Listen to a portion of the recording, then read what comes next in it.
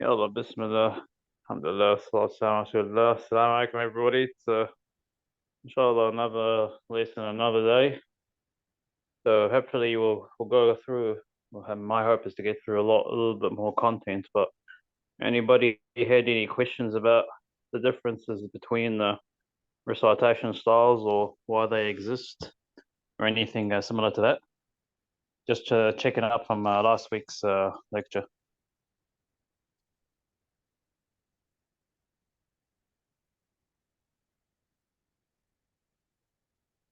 All good?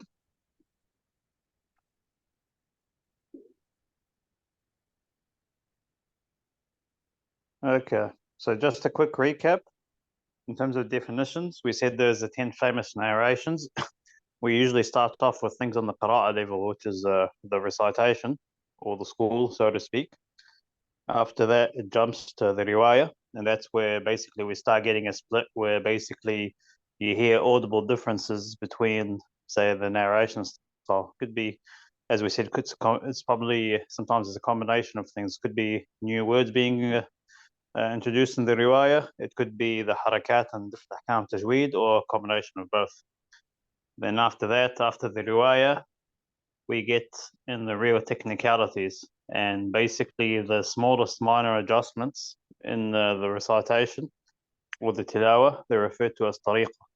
So that's when you get different variations within the same narration style. So you get some people that they'll say, like Shatibiya, they'll say all the mads. Others, they'll probably just say one type of mad and not the other. But the difference, as we said earlier, between the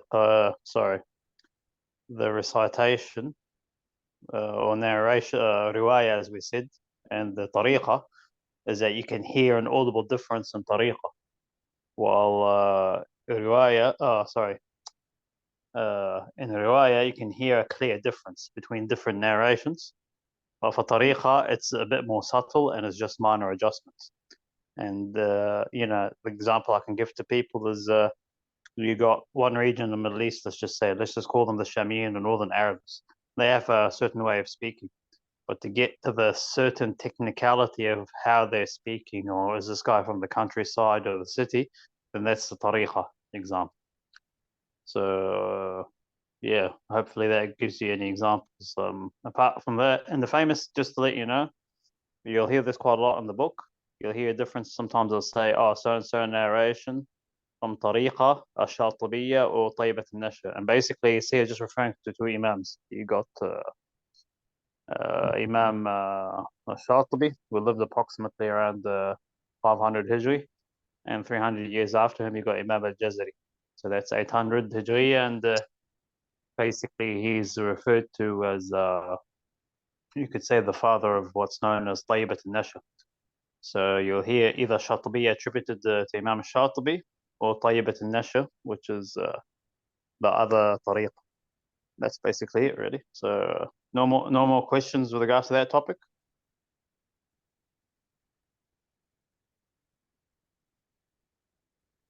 Awesome. Alhamdulillah, it's all right. Okay, I'll probably start. Let's bring up our books. Let's see where we stopped last time. I'm not sure. Was it 100, page 122 or 123? Just double checking. 120 we have to start. Oh, perfect. Alhamdulillah. Okay, I mean, we'll probably get started, inshallah. We'll just start reading now and we'll see how we go, inshallah. Any volunteers will be good. Yeah, I can do it. Yeah, go for it, bro. Yes. Page number 120. The two close letters. There are two letters close to each other in the articulation point and characteristics, as in nakhlukum faqad dalla kazabat samudu. Merging the two close letters. Place of disagreement, place of agreement. Shall I continue? Yeah, carry on. Yeah, what is agreed upon idgham of two close letters? Number one, lam into ra, as in Wakul Rabbi we can see, but it is recited as Wakul Rabbi. So this is according to C. Sibawi, Sibawi's school of thought because it is considered for him a required idgham of two close letters. Number two, kaf into kaf. In the words of Allah, Alam nakhlukum in Surah Al-Mursalat, since scholars have agreed on merging the kaf into kaf, then they disagreed. The majority decided to make it sheer idgham with complete stress, but Makki ibn Abi Talib and Abu Bakr ibn Mihran considered it an incomplete idgham by keeping the characteristics of elevation, means istala. On the narration of Hafs by the ways of both Al-Shatibiyya and At-Tayyibi, At-Tayyiba, it is a complete idgham and its sign is to remove the sukoon from the qaf while stressing the kaf. Number three, the non-pronounced Lam Shamsiyya into 13 letters, which will be discussed in detail in the section of definite article, means Lam Tarif on page 124. Number four, the Noon Sakin and Tanween into the letters Lam Yarau. It will be discussed in detail in its section on page 140. Good. So just a quick question. Does anybody have any questions with regards to what is the meaning of two close letters in this case?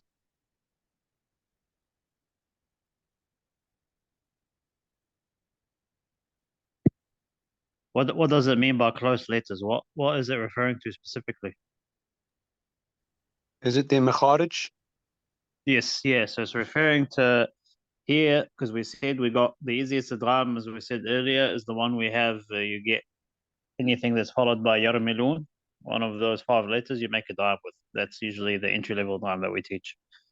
These ones here, it's referring to, as we said in the last lesson, the perfect type of idgham is where the sifa, the characteristic, and the place where the letters are pronounced are identical.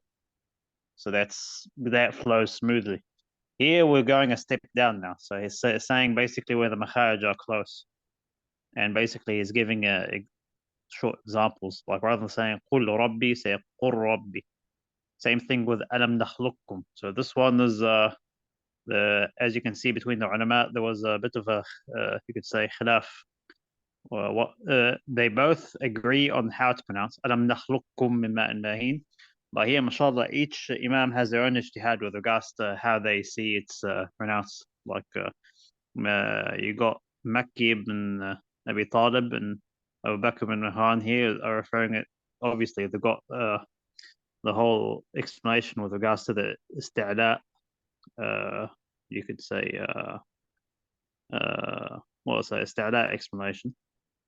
I'm not going to try to overcomplicate it for you guys, but basically it's as long as you remember nakhlukum is a type of mad, and the qaf and the kaf are really similar because you've seen in the diagram where they come from. That's usually sufficient for this course. So it's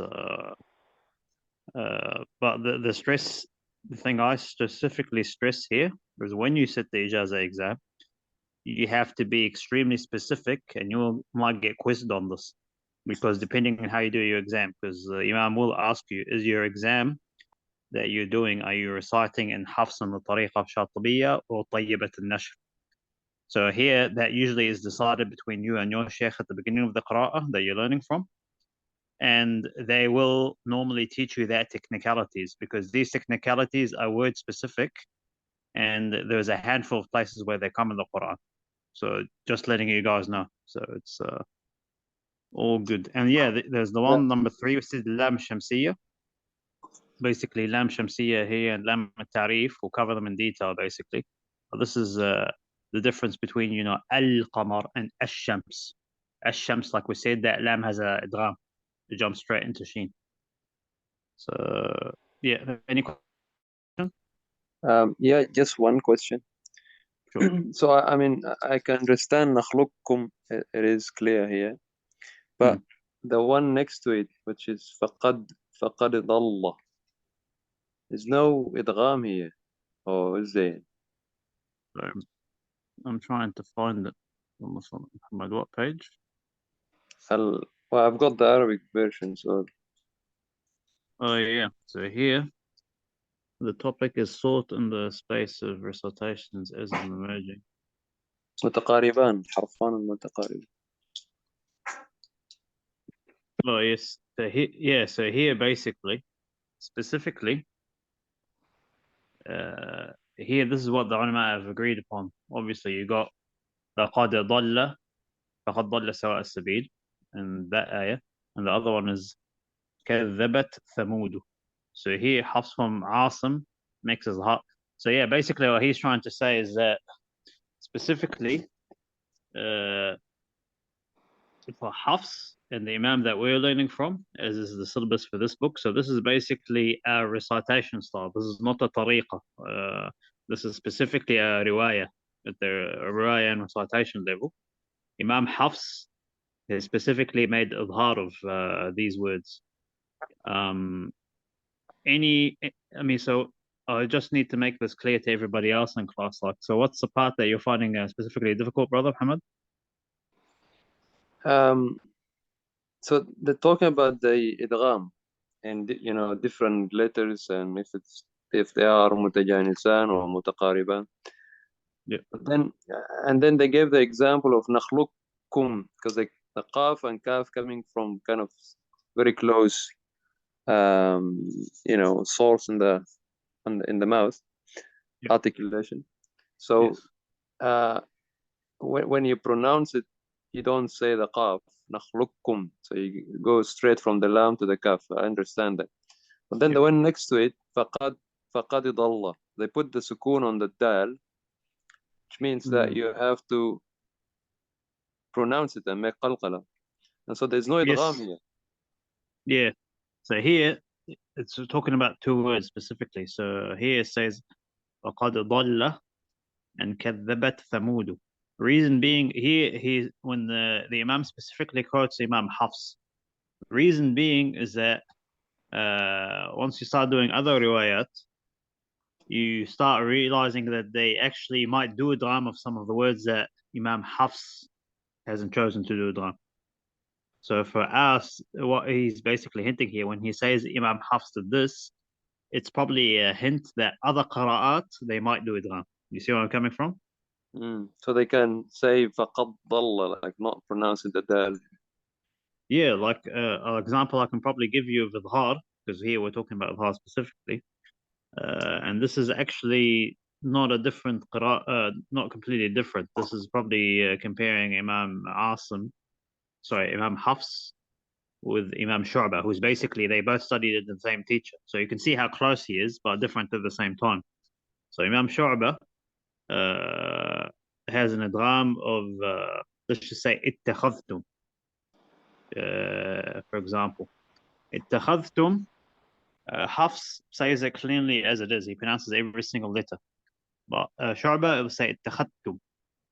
So he makes idgham within the letters inside of the word. You see where I'm coming from?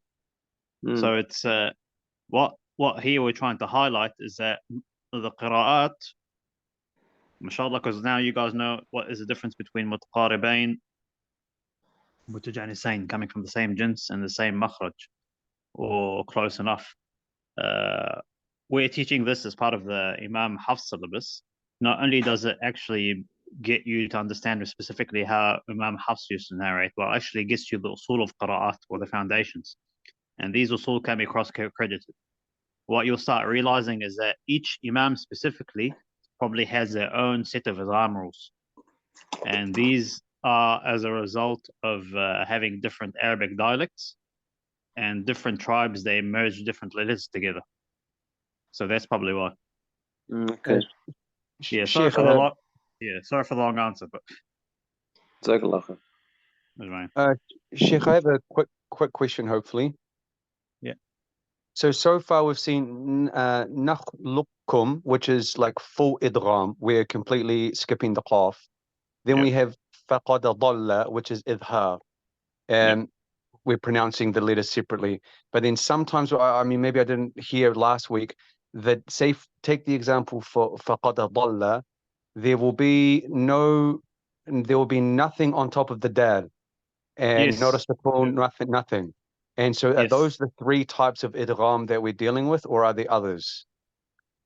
No, you said it correctly. So basically, what Brother Musa pointed out here is really good.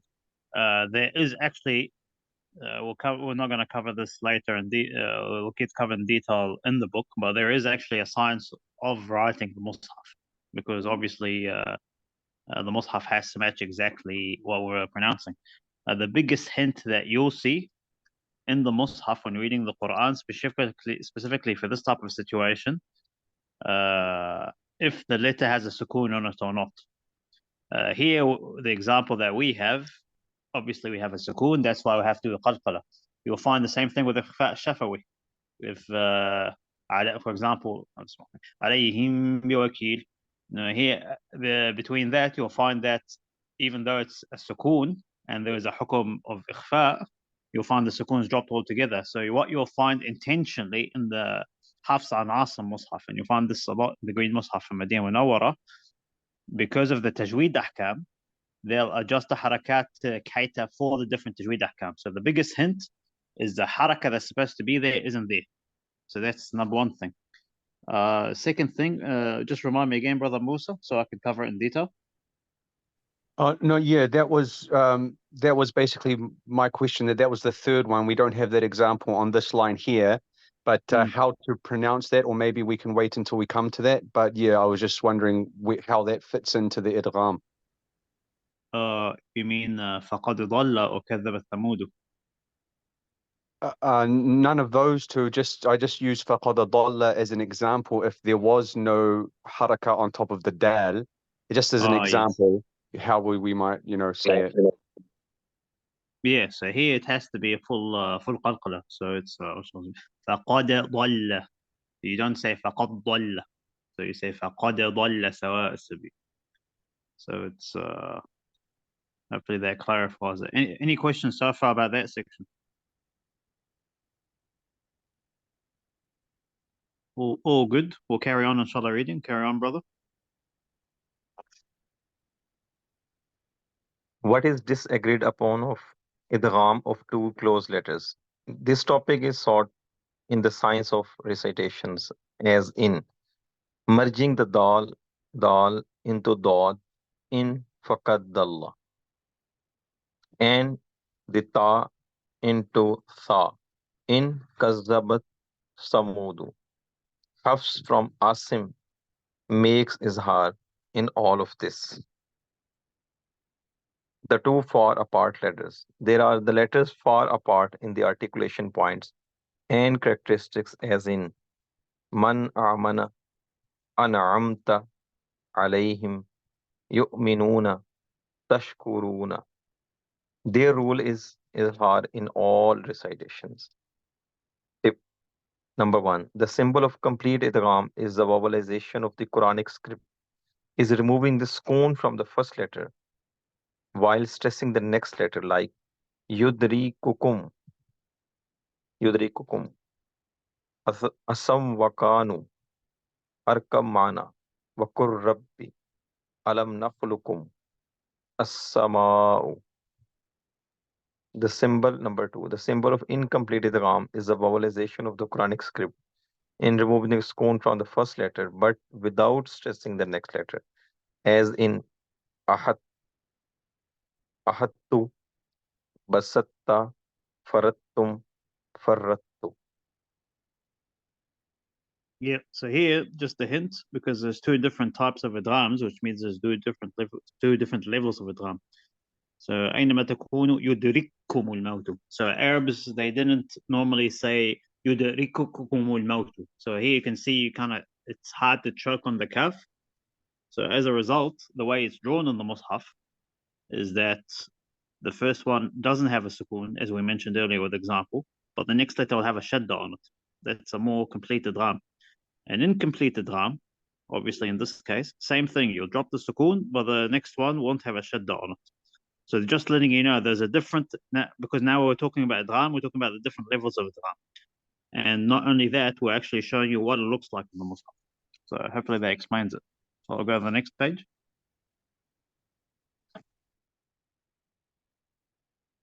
Lam of the definite article, lamut tarif. It is a lam sakina which Arabs put before nouns in order to define them. It is preceded by a linking hamza with a fatha, as in al-jibalu as-sama'u. The status of lamutarif, lamitarif with the alphabet letters that follow it.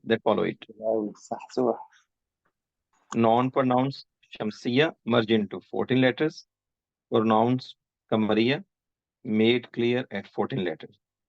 The pronounce lam. Arabs pronounce it definite lam clearly in 14 letters, which Sheikh Suleiman al-Jamzuri was alive in 1198 Hijri, collected in Ibri Hajjaka Wakhaf Aqimahu. This is due to the distance which separates the articulation point of the lam from the articulation point of this letter, as in al-jibalu, al-kamaru, al-ardu, al-hajji.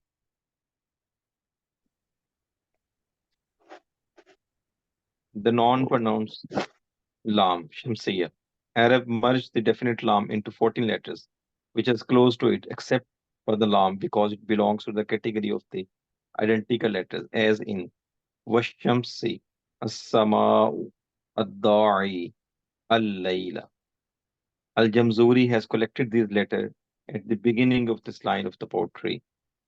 Tib, thumma, sil, rihman, tafrudu. Therefore, تفوز. Yeah. okay, sorry, this is Sakit. Div, All good. the ni'am.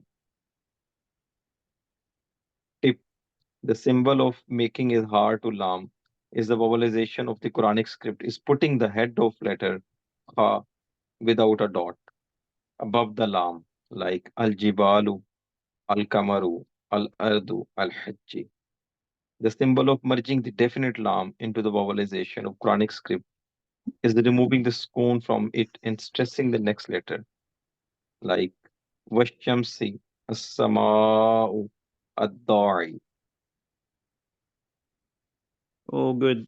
So just a quick question. Any questions on Lam Qamariya and Lam Shamsiya so far?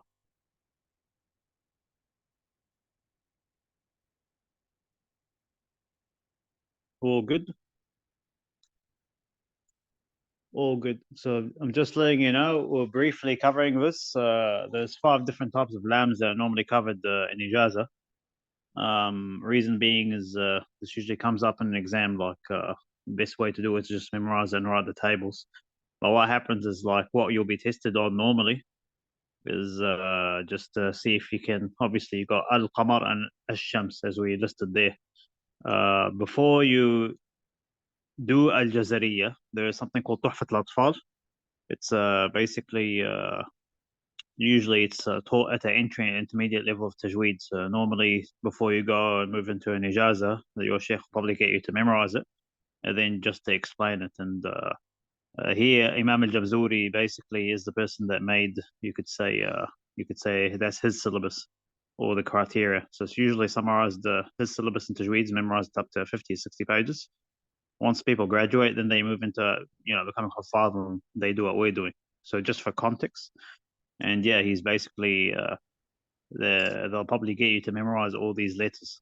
So it's the he's here got it here in the poem, as it says طب ثم صل رحما تفز ضف ذا نعم دع سوء ظن زر شريفا للكرم. So it's again, we're not going to cover it in this book, but it's you'll probably do the whole memorizing of that poem and explaining it later as part of another exam, inshallah. So, inshallah, I think this is basically Lam Qamariya, Lam Shamsiya summed up. Inshallah, I'll probably grab somebody else, inshallah, to read and start reading the next chapter, inshallah. The rules of Mim and Noon.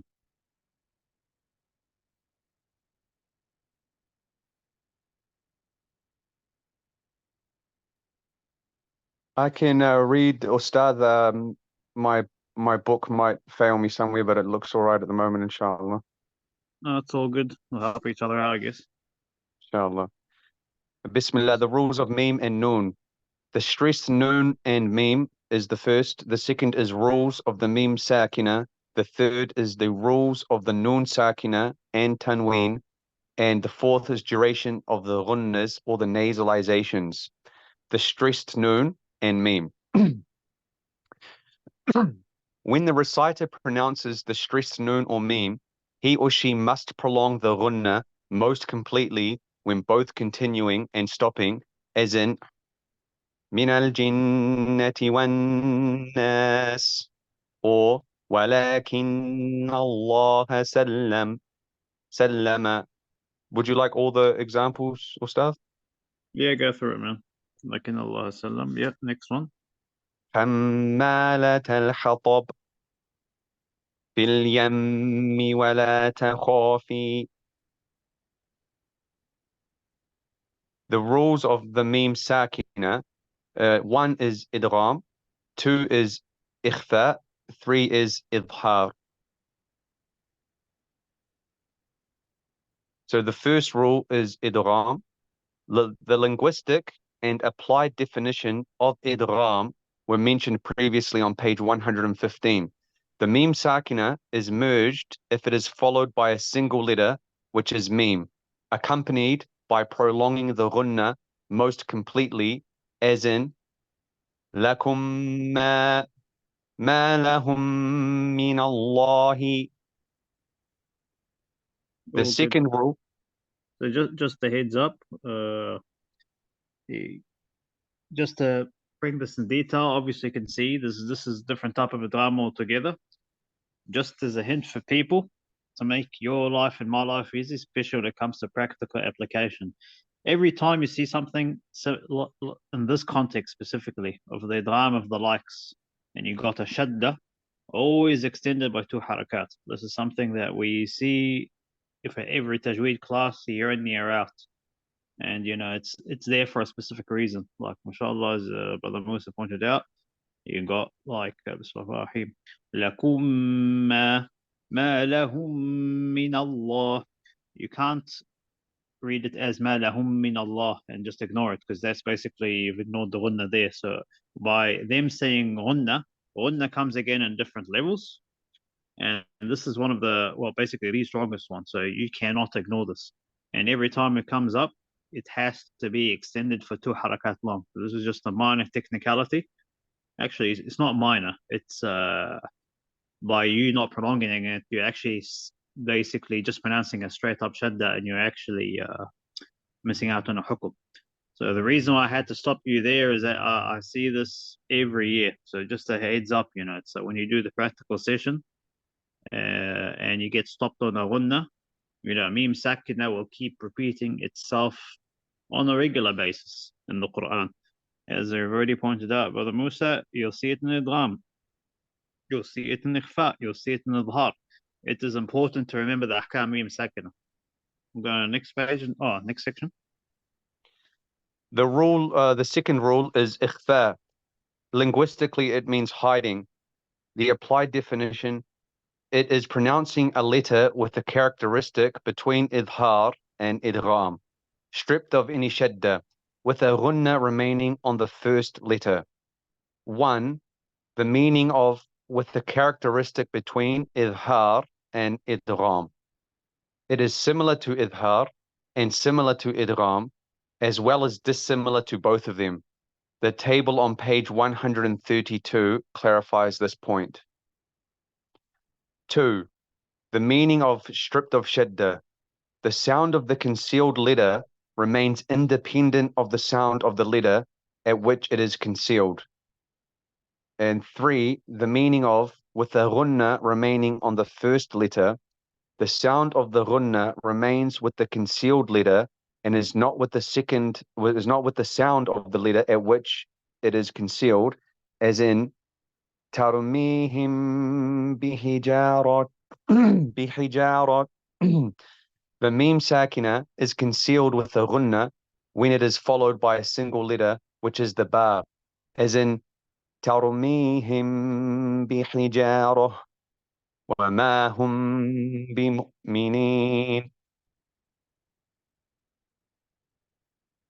The third rule, إظهار. Linguistically, it means clarification. The applied definition, omitting each letter from its articulation point with no increase in the ghunna.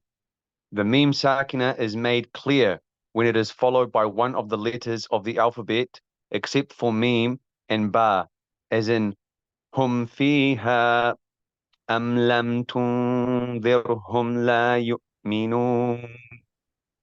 Okay. We'll just take a quick pause over here. So I'll just open up the group discussion. So I'll grab somebody else from the group. Just a quick question. So what is the difference between, and could you probably explain it to me in simple terms? What's ibhar, ikhfa, and idgham, like in this context? Like what are they actually about? Just to summarize what we've just read.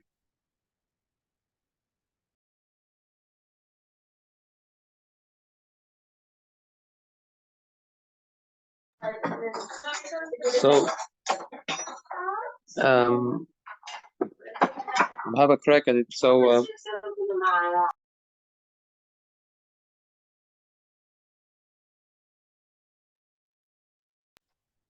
Yeah, there, bro. Yeah, sorry. Thanks, man.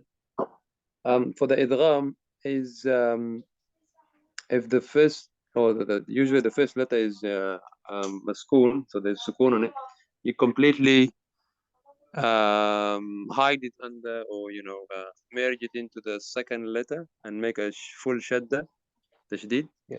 While idhar, you don't. You have to pronounce it as sukoon, so it'll be quite clear. So it's like the two end of the spectrum between the idgham and the idhar. Yes. And then ikhfa is just mellowing in between the two. Yeah. It's not. Yeah, go ahead. It's not like a complete mushaddad, but it's not also zahir, like it's not apparent as well. Yeah, so I'll give 3 different examples. That way we all remember. So obviously, when we're speaking normally in any accent or any dialect, whether it's English, Arabic, any other language, even your local language, there's some letters you'll tend to merge, and some other letters that you're never going to merge. You have to say them as clearly as possible, and some of them are somehow in between. Now, what happens is that, for example, is like صراط الذين أنعمت. You have to say أنعمت. You can't say أنعمت, or just like try to bring them together. The letters are clearly pronounced and they're clearly cut, and that's what it has to show. That's what it basically means, quite simply. And when you show something, you can't hide it. Obviously, merging letters, ما يقول. That's a simple. You're dropping one, you're merging one into the other. Ikhfa is different. And I'd just like to ask people, what's the difference between ikhfa? I know ikhfa is somewhere in between, but can somebody try to guess at a definition of ikhfa? What are you trying to hide? If idgham means to merge, then ikhfa is to hide. What are you trying to hide?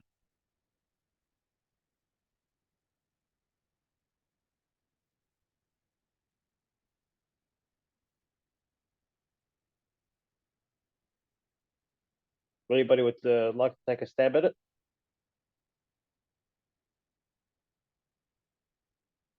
I mean, forget about hiding. What makes ikhfa different from idgham? I mean, with ikhfa, you still kind of say the first letter, but not fully. Yes, that's perfect, mashallah. So basically, but with idgham, you completely hide it. You completely just disappears. Yes. Yeah. So we said with idgham is to merge a letter, and we said that comes into categories. You've got letters that fully merge into one another, and we explained that in detail in the past few pages. We've got letters that still merge but not quite. So the difference between idgham and ikhfa is like idgham in the fact that you are trying to transition from one point to another, but the letter that you're transitioning from still remains prominent. Like, for example, قل ربي, that merges straight into it. It sounds like you're dropping the letter completely. But for example, like إخفاء شفوي عليهم بوكيل, mashallah, you said this quite beautifully. You're transitioning into the next word, but there is that hint, and you can still hear the other letter. So إخفاء is to hide. So you cannot literally. It's kind of like an example I give students. You're lifting a carpet and you're hiding one thing into another. Let's just say you've got a carpet and you've got a really big, I don't know, let's just say frozen chicken, for lack of a better example. The frozen chicken is pretty hard and it's pretty big. You're going to know there is something underneath the carpet. You might not know what it is, but by just looking at the carpet from the outside, you can see something is hidden underneath it. It doesn't look normal. Same thing with ikhfa. You know, you don't say عليهم بوكيل because that's hard. You can't say عليهم بوكيل and merge it, pretend it doesn't exist. The letter has to show. عليهم بوكيل. Hopefully that's explained it. I'm trying to give you this visual representation because, alhamdulillah, with all due respect, it's a really nice table of differences the Sheikh has. This is good for when you're learning, when you go off and do homework and try to memorize it. But I'm trying to illustrate this because of the video. You know, it's easier to do this online by giving visual examples as well to help you with memorization. So, inshallah, Ustaz, that's I've got a question. Yeah. Sorry. Go ahead. In إخفاء here, the lips movement, like how do you get that right? Like it says here, yes, there is a picture of, you know, you're not supposed to. Yeah, is that like supposed to be half open or not, like half completely? I don't know. It's a bit tricky. I just can't get my head around. So here, mashallah, you pointed to a really good point. So here what happens is that people say, okay, how do you pronounce ikhfa? And I will try to say this as straightforward, as simple as possible, because mashallah, Sheikh Masrawi is in a nice 2-minute example of how it's pronounced. Because I know this sounds weird. There's been big debates and books even written about this issue, and I'm not going to try to open up a whole can of worms. Because some people will tell you there's a big debate in the community on how to, we call it كيفية الإخفاء الشفوي, or not الإخفاء الشفوي, how to pronounce the إخفاء الشفوي, because that's specifically what we're relating to.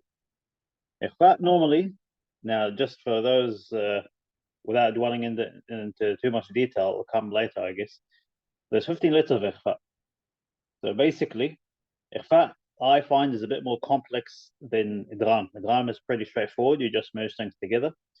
Ikhfa is the one that's tricky because it takes a lot. Not only is it hard to remember all the letters, but you need to actually pronounce them correctly. So there's 15 letters for ikhfa, and what happens is that some of them are pretty straightforward. You know, like say minkum, you got a noon sakin, and you know the next one straight afterwards is a ikhfa. So that's what the most basic ikhfa sounds like. It sounds like you're making a ghunna and you're trying to merge the next one. The letters of ikhfa, Allahumma salli ala Muhammad, in Imam Jamzuri's work, the letters, it's the first letter of each word I'm pronouncing this poem. الصف ذا ثنا كم جاد شخص قد سما زد في دم طيبا زد في تقا ضع ظالمة. You know, I know I hope I didn't get anything wrong because I'm trying to multitask here, but here I'm just telling you those 15 letters. So with all the 14 letters, everything seems to be okay usually. When does it become a problem? With ikhfa shafwi? Because a lot of people saying, brother, and with it, you'll find, I think you've had this issue as well, every single person. Ikhfa shafawi, I hear it different from different sheikhs. How do we resolve this issue? And it kills you as a student because people are saying, do I pronounce ikhfa with open lips or closed lips? I'll give you an example of what Brother Muhammad mentioned here. So here, I read it as alayhim biwakil. Some people, they might go as far as saying, look, this is not ikhfa. You know, but here it sounds like you're eating up the letter. Somebody later on made an ijtihad and said, look, you need to have the lips open so that you let the meme come out a little bit more than what it's supposed to. So you might hear them say it as عليهم بوكيل. So you got عليهم بوكيل and عليهم بوكيل. Some people go عليهم بوكيل. They even exaggerate it, to that level, which is completely off.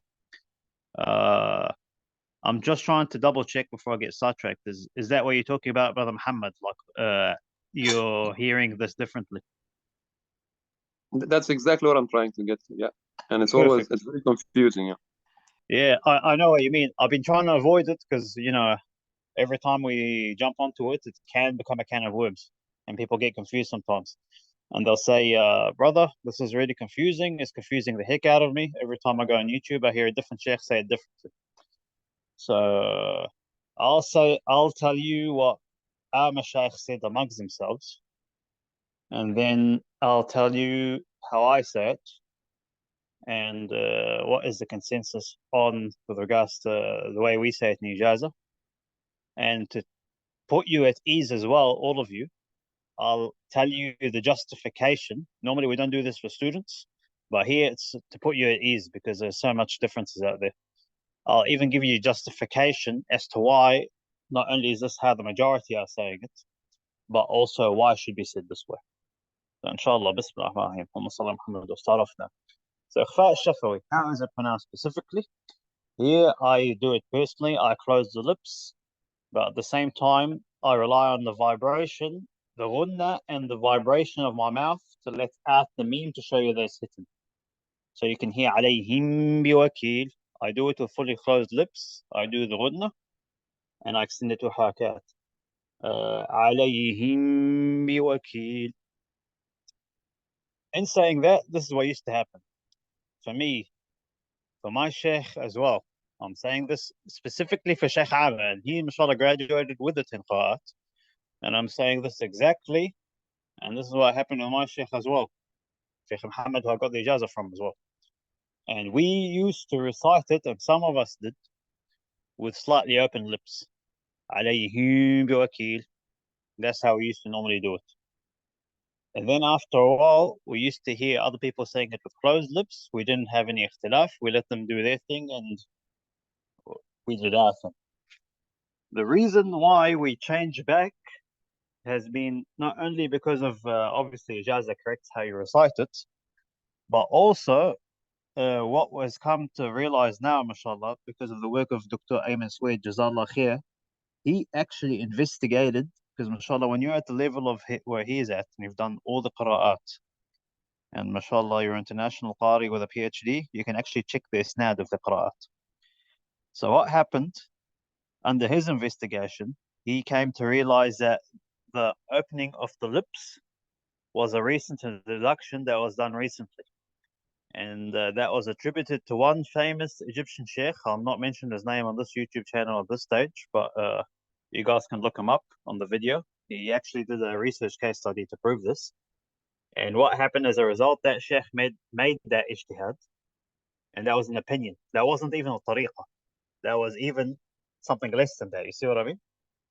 And it happened to be at the same time, Qanat Idaat Quran Kareem, Quran was starting to spread on the radio for the first time in huge numbers.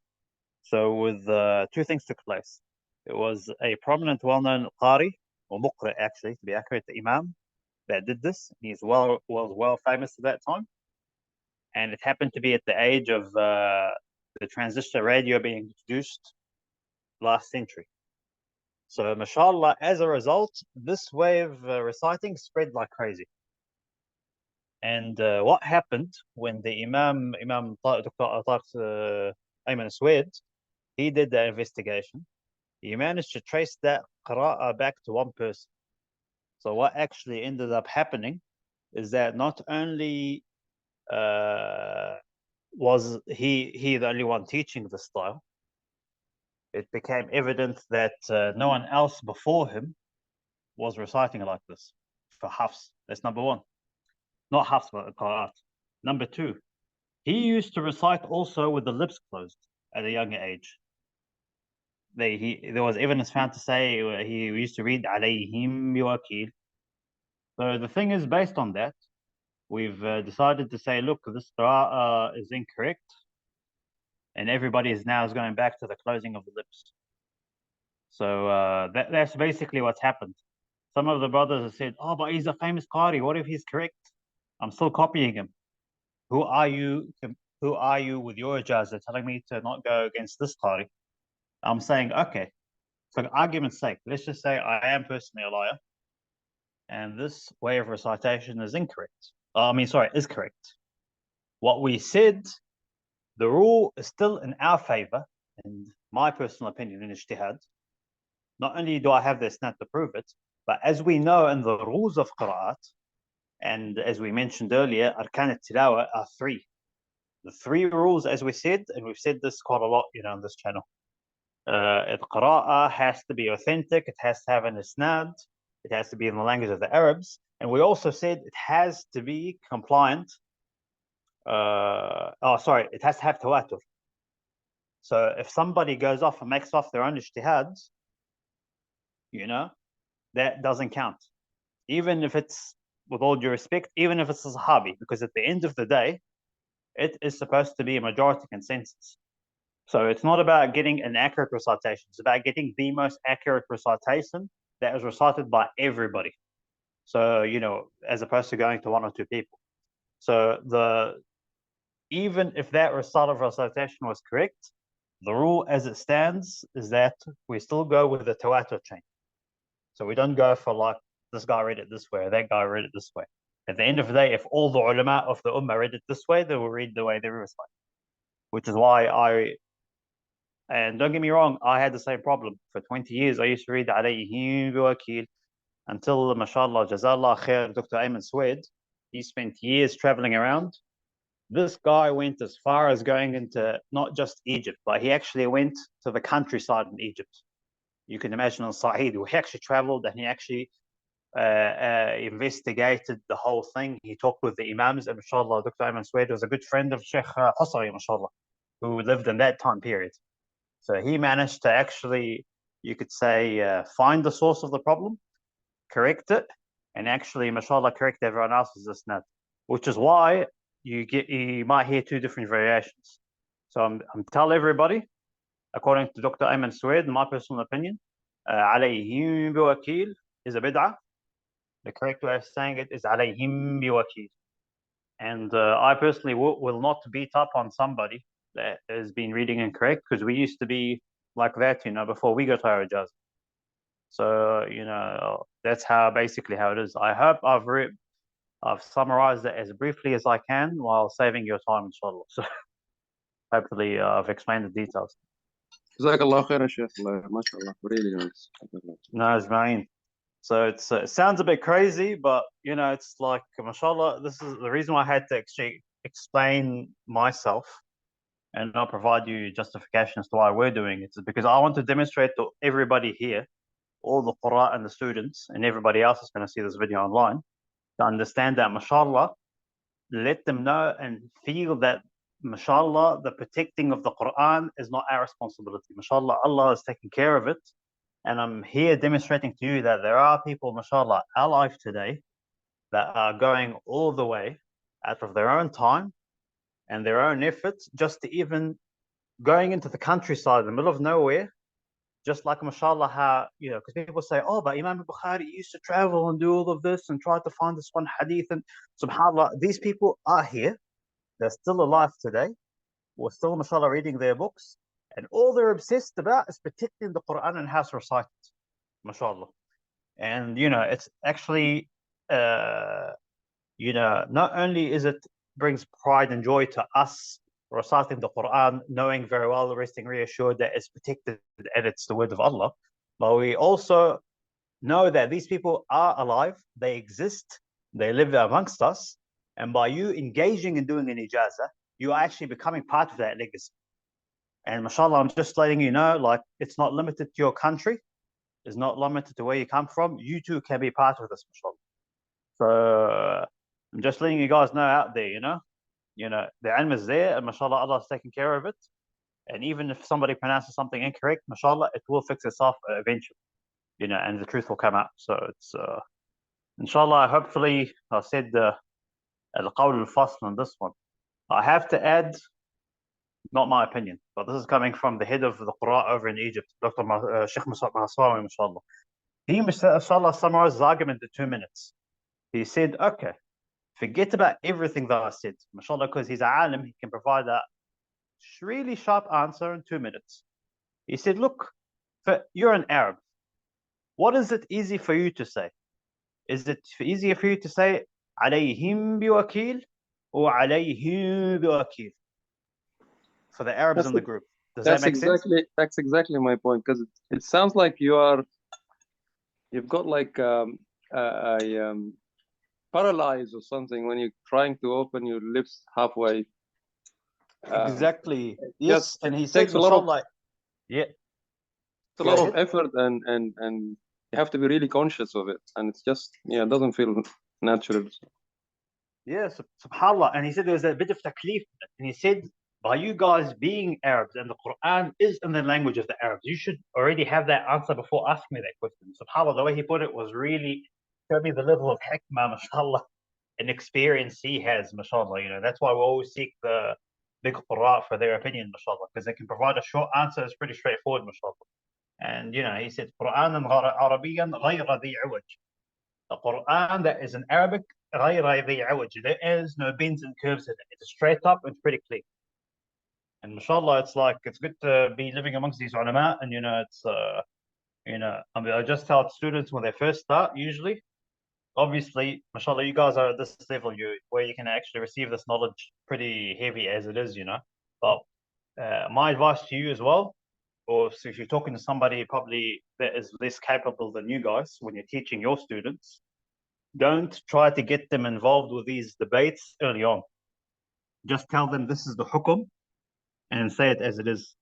And mashallah, when the talib is up to the level of ijaza, then you'll be able to kind of explain this to them, because these things can really distract somebody from learning. But the reason why we have to be clear about it here is not only I can drop it on you, it's not because you guys are only students of knowledge. You can actually take on this knowledge, and I don't want to confuse you when you go out and do your homework, inshallah. So hopefully I've answered this to the best of my ability, inshallah. Jazakallah khairan, Ustad. I have maybe one quick question about that. Sure. It says there that you close the mouth without parting and without pressure, so it would be pronounced like a little bit less strongly than a mim mushaddad. Well, yeah, I mean you don't want to close it really hard. You don't want to go alayhim biwakil, like that's what he means. Yeah. So you say alayhim biwakil.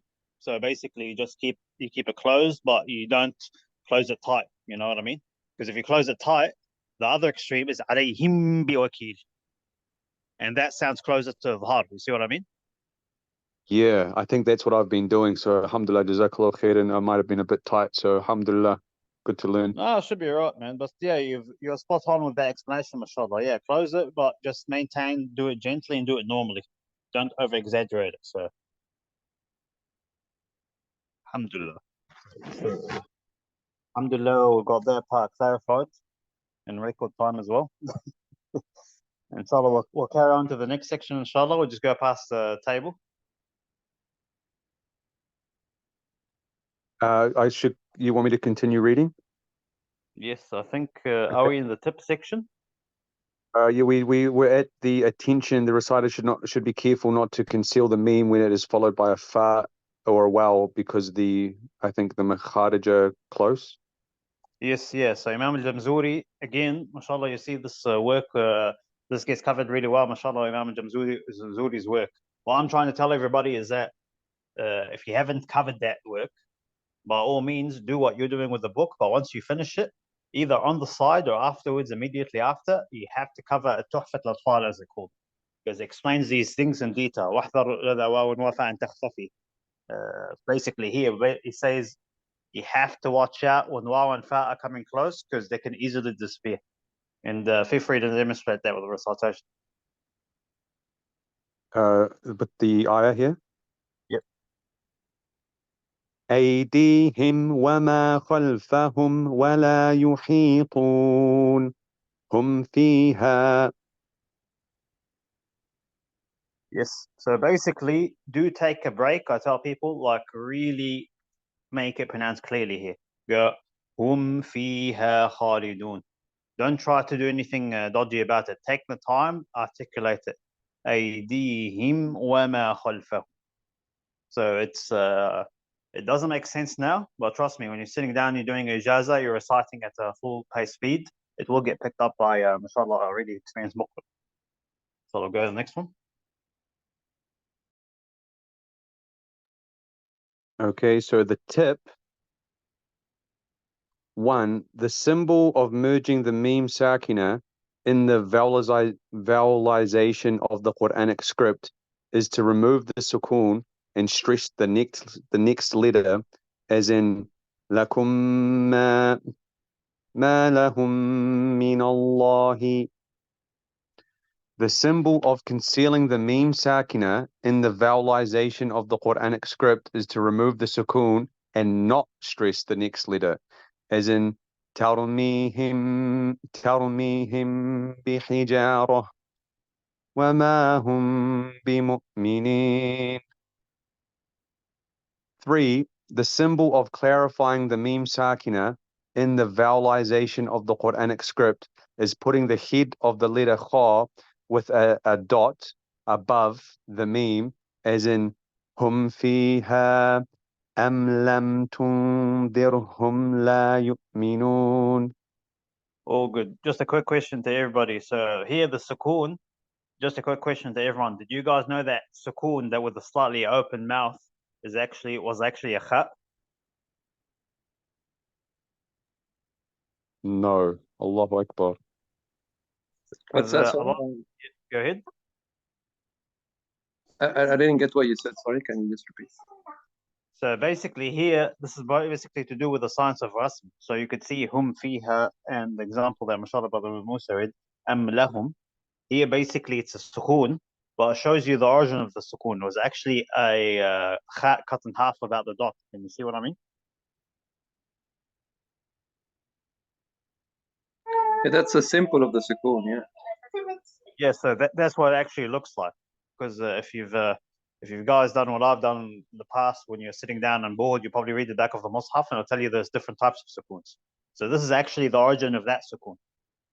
Just to let everybody know, it's actually comes from a kha that's cut in half. So okay, and what's the difference between the other sukoon where it's like a perfect circle? Basically, it still has the same properties as sukoon. Obviously, we'll cover this in detail in the other sections. They sound slightly different. So it's like it still has the properties of the sukoon, but you probably you've seen the one like Anna Rabbukum al-A'la, for example. It has got let's just say زي سكون مستديرة, you know what I mean, like a circular sukoon with a full circle. So I don't know if you've seen it in the other parts of the mushaf. Yeah, so that's yeah, that with the Yeah. circle one. Yes, yeah. So this is to do with the science of the mushaf, but here, mashallah, as you can see, this is the actual drawing of it. It shows you how, mashallah, the khat change over time. But we'll cover this in detail, but mashallah shows you as well the level of detail when it comes to preserving the mushaf. Like, we actually have different types of sukoon as well, subhanAllah. Because sukoon is easy, it's nothing basically. You just don't say anything. But mashallah, there's even different types of sukoons as well when you're drawing up the mushaf. It's just mind-boggling, isn't it? I know, subhanAllah. Like, that's why I tell people, like, Tajweed is a science. Like, there are people at the moment, like, to get to the level where they're writing the mushaf in the Quran printing press. Because alhamdulillah, we had an exclusive tour and we went to Saudi Arabia in 2005. Like, that is a qualification. You have to, like, study it. And there are PhDs just doing this to make sure the Quran is preserved, you see.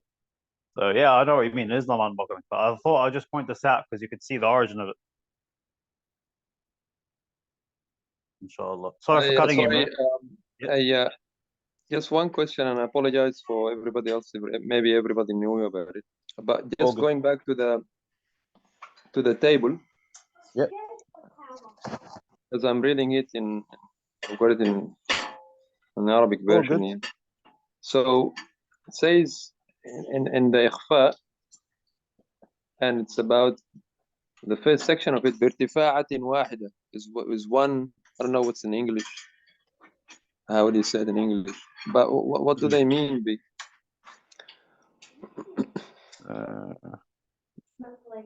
That's actually a good You can point. take a picture, maybe. I know what you mean. I'm reading it in the English one as well, just to make sense of it. It's some of these things like I intentionally try to avoid Okay. Well, because don't worry it about might be a it. translation issue. Yeah. Yeah. I mean, I'll intentionally avoid it there because it might be a bit too complicated. But I think with mashallah, by providing examples is going to make sense. So it's just I think it's probably a translation issue that's overcomplicating it a bit. That's okay. That's all right. You can just move on. No worries. Yalla, bismillah. Yeah, carry on, brother Musa. The most prominent mistakes which occur when pronouncing the mim sakina. One is prolonging the duration of the gunna more than needed when making idhar, as in an'amta. Two is shortening the duration of the gunna when it is merged or concealed, as in lakumma hum bisahira. 3, leaving a gap between the lips when concealing it, which is an innovation, as in tarmihim bihijara. Tarmihim bihijara. 4, concealing it at the letters waw or fa, as in alayhim wala hum fiha. Yeah, Don't know. alhamdulillah. Jazakallah khair, man. I know it's hard to say it incorrectly, but you've done it really well, mashallah. It's not hard for me, Ustad, alhamdulillah, mate. Alhamdulillah, I'm still getting used to it. No, Anyway, but alhamdulillah, you've done it good to demonstrate, how you shouldn't say it as well. So it's definitely spot on. Jazakallah khair. should I continue Cool. with the rules of Noon Sakina? Inshallah. So any questions so far about meme sakina in general and the ahkam relating to meme that we covered? Ikhfa, idhar. Oh, sorry. Ikhfa, idhar. What do I forget? La ilaha illallah. Ikhfa, idhar, idgham.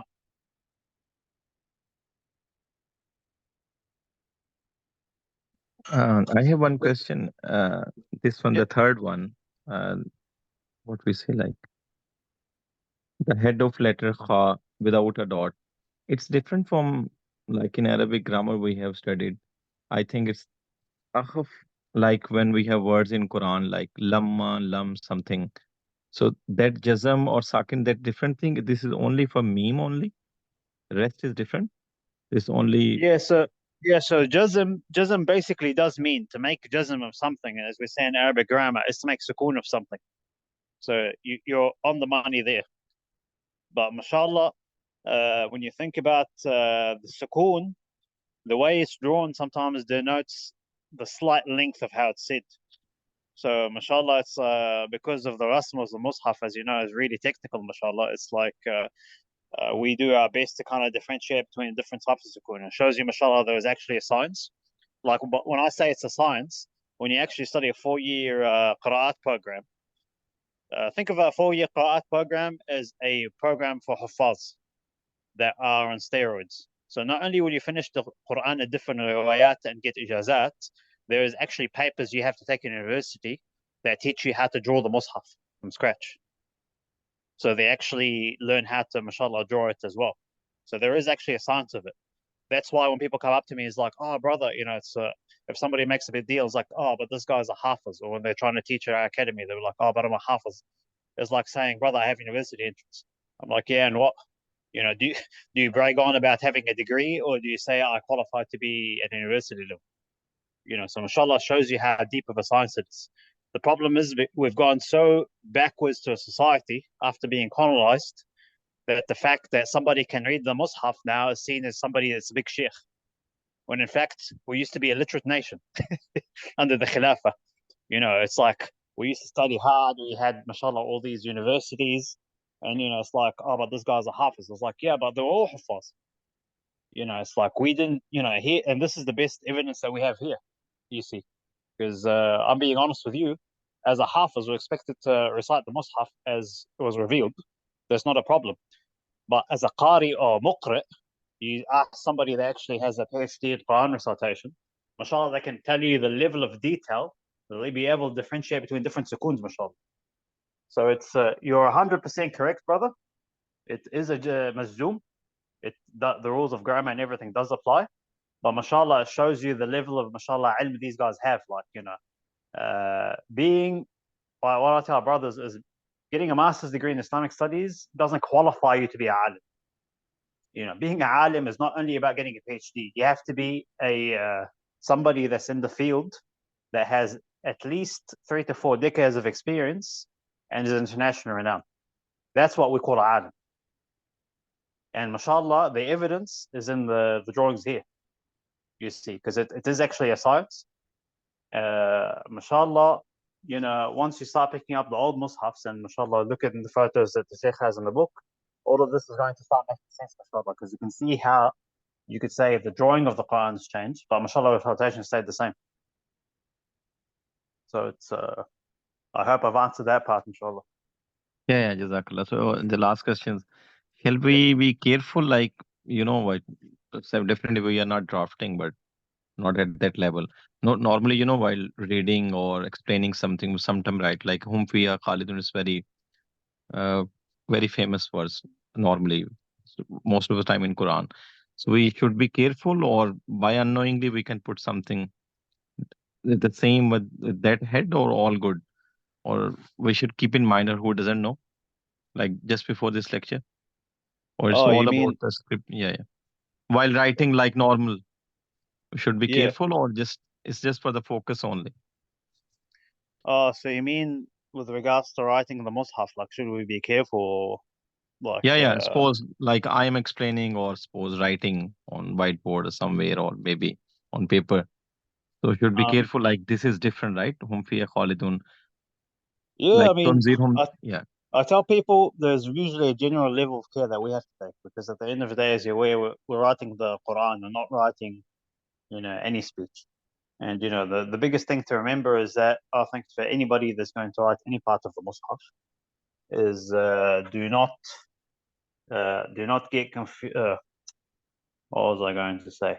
Like, if somebody copied what you wrote word for word, you need to have a level of confidence, not only just explaining it, but that if you write it this way, that the person isn't going to make a mistake from your handwriting. You know what I mean? So it's like there has to be a minimum level of care, but at the end of the day, a sukoon is a sukoon. It's like, it's we're not stuttat or calligraphers. You see what I mean? Yeah, yeah. So I got it's, it. Yeah. yeah, we can only do what we can. What I tell people as well, mashallah, what you ask is a really good question. Yeah. For some people, it might not make sense, but I'll explain why. When you look at the Jews, for example, the Jews, it's like you got different extremes. You got the Christians who said, let's translate this into any language. And, it could, not only was the handwriting a bit off sometimes, but even the translation changed over time. That's our belief. And then you got the Jews who went to the complete other extreme. Oh, yes, it has to be written like this. And if you make a mistake in this scroll, you have to actually change it all together. And because for them, they took it to the other extreme where they believed, I think, the rasm, the writing, and even the order and the look has a religious significance to it. And that's one extreme. MashaAllah, in Islam, you could say as we do with the Sirat al-Mustaqim, we hit it right in the middle. We said, look, at the end of the day, it is a divine text. It has revealed to us directly from Allah, speaking to Sayyidina, speaking to Jibreel, and coming Rasul Sallallahu Alaihi Wasallam. So it is divine in that regard.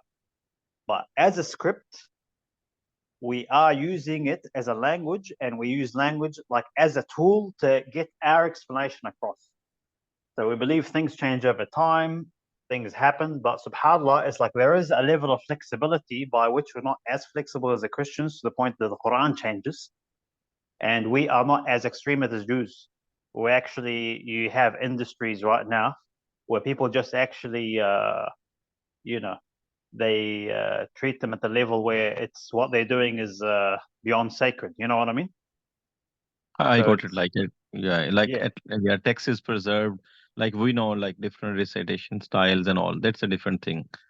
And yeah, different, yeah, like when you look at how Jews, subhanAllah, like treat their book compared to us, for example. I'll give you an example. Like you might have seen this also of Jews. When they actually take out the Torah, for them, they have to, it has to be in a scroll form, and they'll actually bring it from behind like some sort of room, and there is usually a ceremony that takes place. And subhanAllah, when you look at it, you know, it's for us, it's not about the physical appearance of it.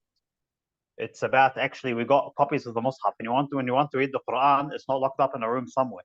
Anybody can read the Quran, mashallah. You see what I mean? It's like what Allah here, I think, is trying to teach us is when we get sidetracked and we start, for example, going, oh, this Hafiz Sahib here has a sacred level thing. Oh, Hafiz, make a dua for me. Or, oh, I'm not good enough to read the Quran. And, you know, we start kissing the Quran and doing everything the Quran, but not actually practicing the Quran. This is where we've actually become like previous nations that went astray.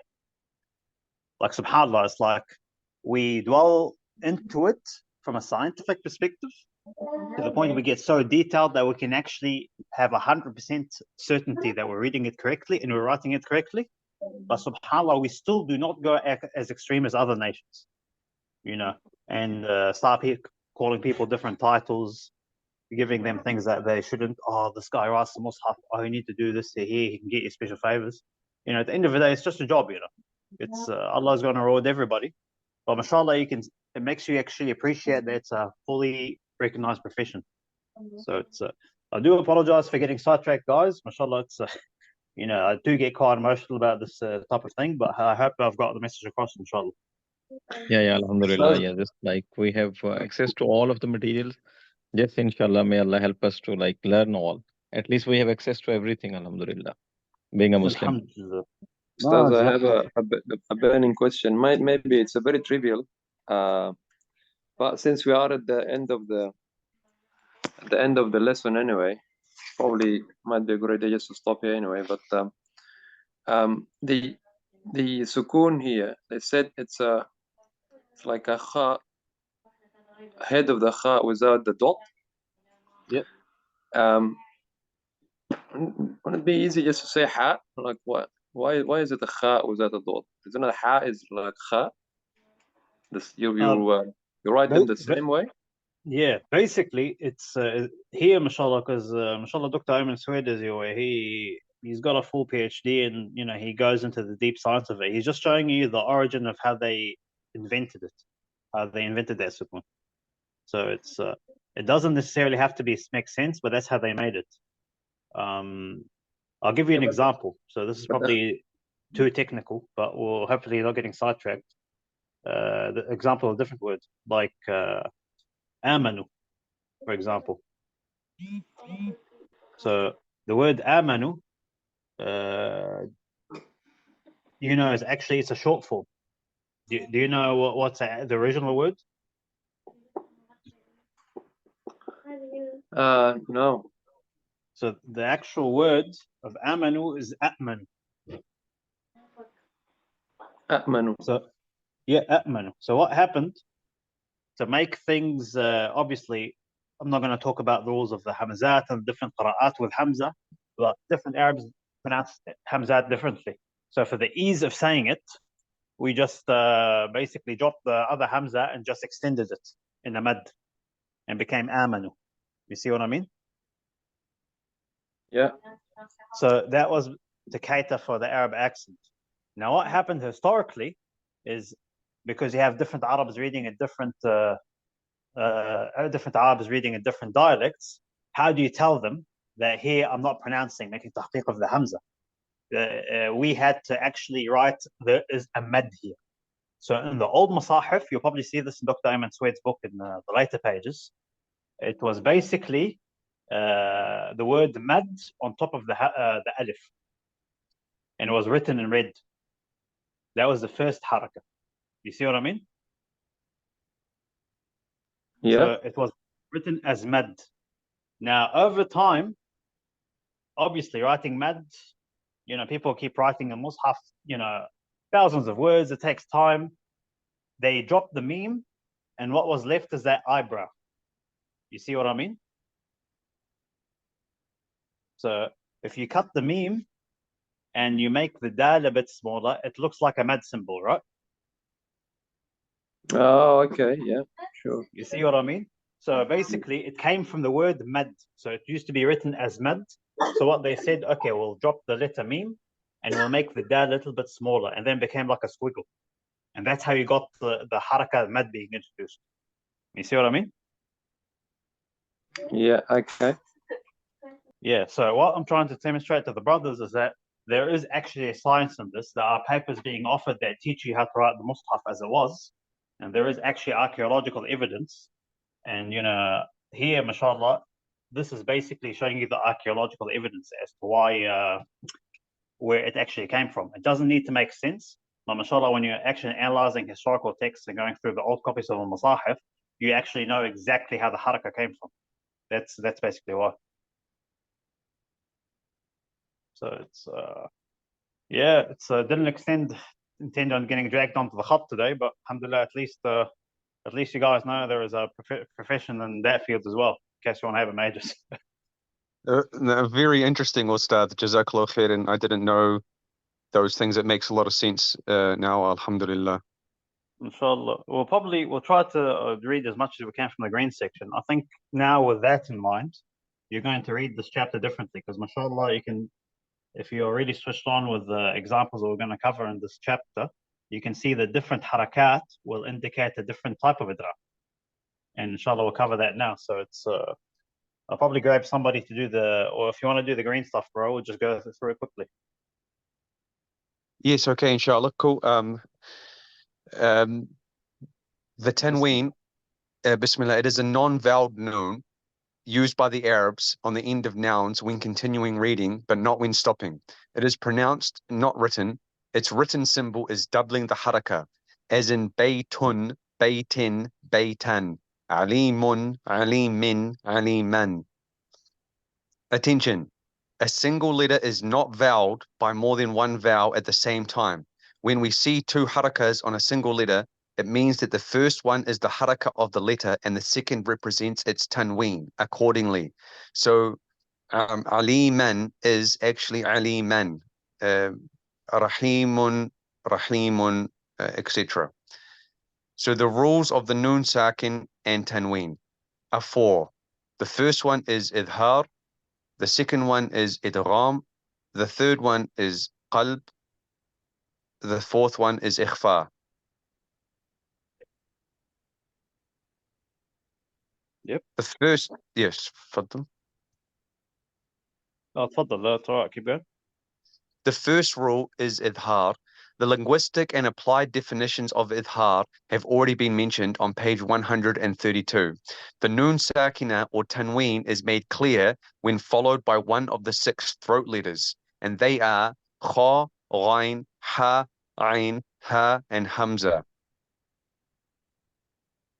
So examples for clarifying the noon sakina and tanween. Here is some examples of idhar. Al-hamza is man amana kaffarin athim. Al-ha min hadin qawmin hadin. Al-ain an'amta sami'un alim. Well, just a quick point. I'm going to point this now because I want to hint to the brothers. Really closely look at the types of tanween here. I'm talking about tanween bil fatha, tanween bil dhamma, tanween bil kasra. Well, look at them here because we're going to cover this in the next section, inshallah, next page. Yeah, carry on, bro. Alhamdulillah, the ha, one harf, alimun hakim, al-ghain, فسينغضون ما أن غدق أن الخاء من خير كرة خاسرة. The symbol of clarifying the noon sakin, The symbol of clarifying the noon sakin in the vowelization of the Quranic script is putting the head of the letter kha without a dot above the noon, as in man amana min hadin. And also man amana wa min hadin. The symbol of clarifying the tanween is stacking the two harakas, the haraka of the letter and that which indicates the tanween, like this. As you can see the examples, they are right on top of each other. Alimun Hakim, Hakim, yeah, alhamdulillah. So the tanween, Sheikh, on the meme is different, on the second meme is different from the first meme, and is that what you were talking about? Yes, exactly. So does anybody have any questions as to why? You can see there's actually a science behind this. So the things we take for granted, Fatha Dhamma Kasra, there's somebody there that's actually done a university course and actually not only done a university course, but the scribes spent decades learning how to become, khatatin, to be masters of their art, to be in the privileged position to actually even write the mushaf. But as you can see, at the bare minimum, not only does it look nice, there's a science behind it. And mashallah, you can see, again, this is the Hafs and Asim mushaf, the one that we have, here we're using the green mushaf as an example. Mashallah, as you can see, there's a hikmah of even how the harakat are written, which means if you study and you start learning how to read in Tajweed, it will make your life really easy, because you'll say, oh, why does this sukoon look this way? Oh, there's an idhar here. Why does this tanween look here? Oh, yeah, there's this hukum that happens behind it. And mashallah, like if you go back to page 138, if you go back one page, and the example of the kha, you see min khayrin. You see the kasra, the tanween. Everyone see the word min khayrin, the tanween with the kasra on the letter ra.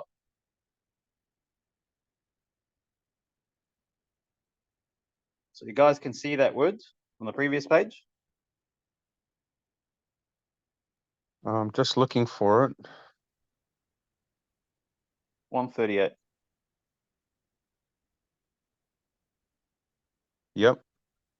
Yeah, so you can see, mashallah, rather than having two kasra exactly on top of each other, can you see how they're sliding? They're slipping. They're not exactly on top of each other. Yeah. So that kind of, hence the next word could be idgham. So like min khayri wala, for example. I'm just saying, this is not an ayah, but I'm just giving an example. Ajib. Khayrayyara. You see what I mean? So here, by just looking at the tanween, I can guess what is the next hukum, because mashallah of the way the mushaf is written.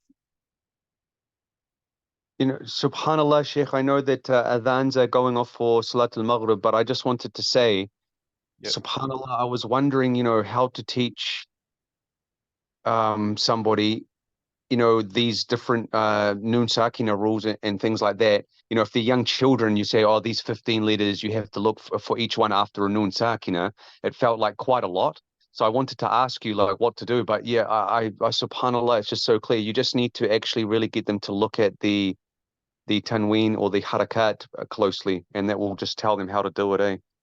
Yeah, mashallah. I know this sounds a bit crazy, but the answer's right in front of us, So it's just a matter of understanding it more thoroughly. That's all. Yeah, and I did know that they were a little bit different, but I just never put it together. Like subhanallah, you read it and you just but you just don't understand. Allahu Akbar. Jazakallah khair. No, Ajma'in, but alhamdulillah, I'm hoping like at least what we get after today's lesson, apart from the usual Tajweed classes, that I hope that today's lesson, and we'll call it a day today, inshallah, we'll stop at this section. But I hope has also opened your eyes up to maybe appreciating, not just ahkam of Tajweed, the tilawah, the qurra, and the science behind it, as well as knowing the language of the Arabs, but also it made you at least appreciate the calligraphers that spend decades behind the scene. They're basically the unsung heroes of the Tajweed club, because they are basically the quietest people in the Qur'an community. They don't take any credit. They're not as famous as the Qur'an. But mashallah, they have an equally important role when it comes to preserving the Quran, mashallah. And you can see it in front of you today. It's right in front of us. And they make it easy not only to preserve the Quran, but to recite it as well. And I hope that's been the biggest takeaway of today's class, inshallah. Yeah, really has. Jazakallah khairan, Ustaz. Ajma'een, we'll call it a day today. Alhamdulillah, it's been quite a heavy class, although we haven't covered much. Like we talked a lot of, mashallah, getting at a really in-depth discussion level of the controversial, not so controversial. But mashallah, you guys are at your not just a lot of ilm, but at the level of mashallah comprehension and intelligence where you can actually take the knowledge I'm giving to you and process it, mashallah. And hopefully explain everything in detail. So Jazakallah khair for all your hard work. You have some really intelligent questions. Jazakallah khairan, Sheikh. Just before you go quickly, I just saw in the chat Sister Miha, which is asking about the wow and the fa rule with the meme and some examples. So maybe we could message her or something, inshallah. Oh yeah, Jazakallah khair. Sorry, it's because I'm jumping between the book and whatnot. It's kind of like basically the example that we have in the book, just going through it really quickly. Here, the Sheikh, Muhammad. I have to actually go back to the next section. So here, it will get mentioned in any Ijaza class. We'll get to it when somebody does an exam at that level. I'm trying. Here, أيديهم وما خلفهم. What normally happens with the Qur'an, especially when they get either too confident or they're relaxed, they'll not stress the sukoon on the meme. And Imam al-Jamzuri picked this up quite a lot. So he basically kept saying it, it's make sure that you say them clearly, concisely, and don't mix them together. I can't provide an incorrect example, but I can provide a correct one, like here. Bismillah. يعلم ما بين أيديهم وما خلفهم. So you see how I said أيديهم وما خلفهم. I didn't go easy على أيديهم وما خلفهم. See أيديهم وما خلفهم. أيديهم وما خلفهم. Here I'm actually, just remember this keyword. You're trying to do a sukoon with intent. So not just a weak sukoon. علي أيديهم وما خلفهم ولا يحيطون هم فيها خالدون. Sometimes I get some people that say هم فيها خالدون. They're like, oh brother, I'm just I'm reading really quickly. I don't have to read in tartil. It's like, brother, no, you're not. It's not called tartil. Tartil has to be done whether you're reading fast or slow, regardless. If you're reading fast, you're reading with tajweed. If you're reading slow, you're reading tajweed. Just tell people at the end of the day, don't use speed as an excuse. Take the time and give it the ishba', or let's just say the saturation it deserves. Hum fiha khalidun. So that's what the Imam is saying. When it comes to sukoon, always watch out, specifically if it's waw and wafa, waw and fa. Just be careful that you do not merge them slightly. So here I don't talk about idgham. Forget about idgham. Idgham is like may yaqulu.